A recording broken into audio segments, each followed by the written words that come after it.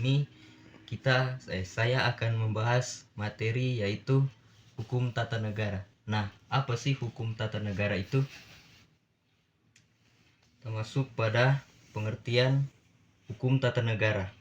Hukum tata negara atau HTN adalah seperangkat aturan hukum yang mengatur struktur, organisasi, fungsi, dan hubungan antar lembaga negara atau eksekutif, legislatif, dan yudikatif, serta hubungan negara dengan warga negaranya, termasuk hak dan kewajibannya untuk membentuk kerangka dasar penyelenggaraan negara seperti bentuk negara, sistem pemerintahan, dan wilayah kekuasaan.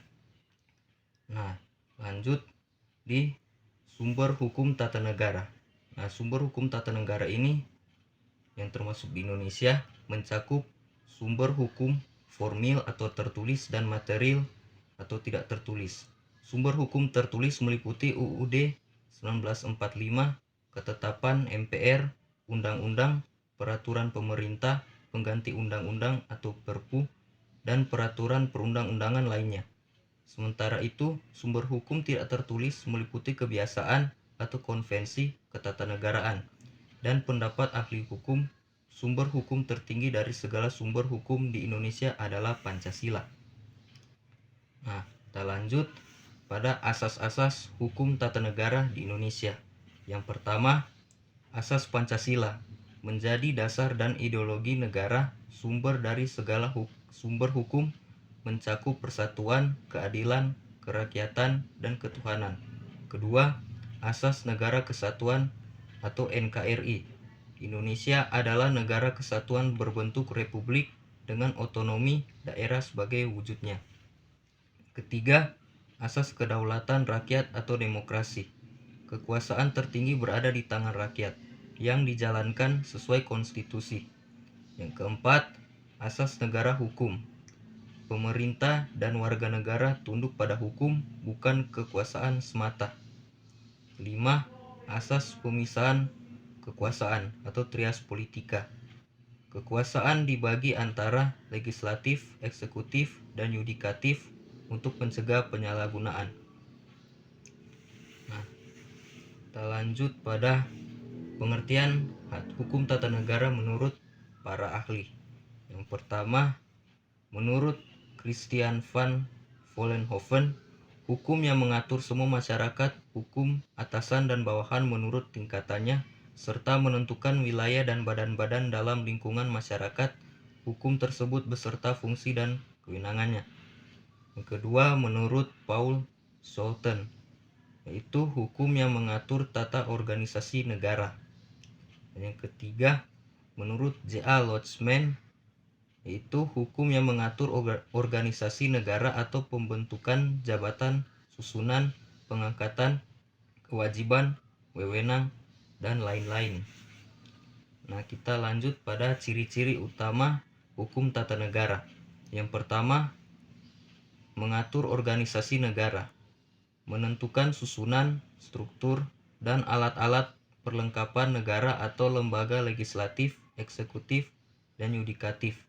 Yang kedua, berdasarkan konstitusi, mengatur penyelenggaraan negara berdasarkan konstitusi Undang-Undang Dasar 1945 di Indonesia. Yang ketiga, asas negara hukum atau rule of law. Segala tindakan pemerintah dan warga negara harus sesuai hukum, bukan kekuasaan semata. Atau pasal 1 ayat 3 dalam Undang-Undang Dasar 1945. Yang keempat, asas kedaulatan rakyat. Kekuasaan tertinggi berada di tangan rakyat dan dilaksanakan sesuai Undang-Undang Dasar atau demokrasi. Yang kelima, asas negara kesatuan atau NKRI. Bentuk negara kesatuan yang bersatu padu atau terdapat pada pasal 1 ayat 1 dalam Undang-Undang Dasar 1945. Yang keenam, itu asas Pancasila. Menjadi dasar filosofis dan sumber dari segala sumber hukum. Mencerminkan nilai-nilai luhur bangsa. Dan yang ketujuh, pembagian kekuasaan atau trias politika, membagi kekuasaan agar tidak terjadi penumpukan kekuasaan. Kita lanjut pada fungsi hukum tata negara. Fungsi hukum tata negara atau HTN adalah mengatur organisasi negara, hubungan antar lembaga negara, dan hubungan negara dengan warga negara.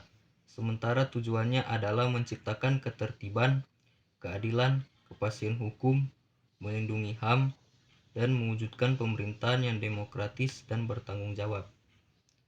Memastikan semua tindakan tunduk pada hukum dan mencegah kekuasaan sewenang-wenang.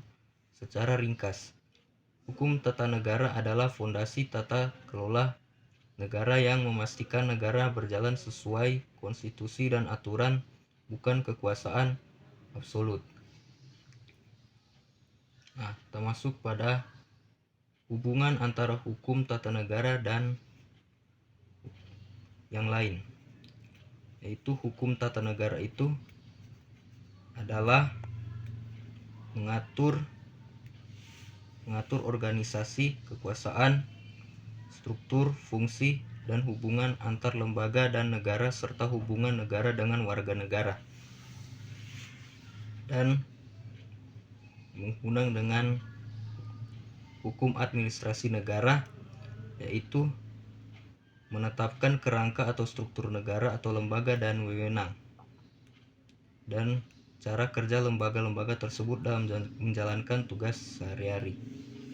Masuk pada kesimpulan, yaitu hukum tata negara itu adalah negara yang mengatur hubungan antar lembaga serta hubungan negara dengan warga negara yang lain, mencakup norma tertulis atau konstitusi dan tidak tertulis, bertujuan menjaga ketertiban, supremasi hukum, demokrasi, dan perlindungan hak asasi manusia melalui pembagian kekuasaan dan mekanisme check and balance untuk mencegah absolutisme, menjamin negara berjalan demokratis dan berkeadilan.